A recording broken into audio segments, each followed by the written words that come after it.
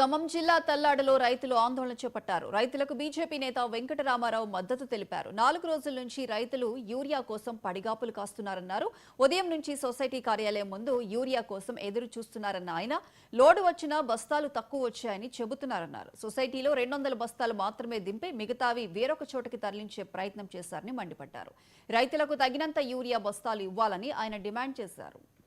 ఇక్కడ ఉన్నటువంటి తల్లాడ సొసైటీలో ఈ వ్యవసాయ సీజన్ ప్రారంభమయ్యి 15 రోజులు కావస్తుంది. ఈ 15 రోజుల్లో నామమాత్రంగానే 2-3 లారీలు మాత్రమే ఈ సొసైటీ తెప్పించి యూరియాని రైతులకు సరఫరా చేస్తున్నారు. ఇప్పటి వరకు రైతాంగానికి పెద్దగా యూరియా ఉపయోగం లేదు. ఇప్పుడు కొన్ని వేల ఎకరాల్లో ఎదజల్లే పద్ధతిలో రైతాంగం అట్లాగే పత్తి చేలు మొక్కజొన్న చేలు వేశారు. ఇప్పుడు తక్షణ అవసరాలకి యూరియా రైతులకి ఎంతో అవసరం ఉంది. కానీ ఇక్కడ యూరియా దొరకటం లేక రైతులు లబోదిబోమని మొత్తుకుంటున్నారు. ఈ స్థితిలో యూరియా అనేది చాలా అవసరం. అది లేకపోతే దిగుబడిలో తీవ్ర ప్రభావాలు చూపేటటువంటి అవకాశం ఉంది. కానీ ఈ సొసైటీ ద్వారా మాత్రమే యూరియా ఇస్తున్నారు. ప్రైవేటు డీలర్లు మరి అధిక ధరలకు అమ్ముకుంటున్నారు. అది కూడా ఎవరెవరికి అమ్ముకుంటున్నారు. కానీ రైతులకు మాత్రం అది అందటం లేదు. రైతులు ఇబ్బందులు పడుతున్నారు.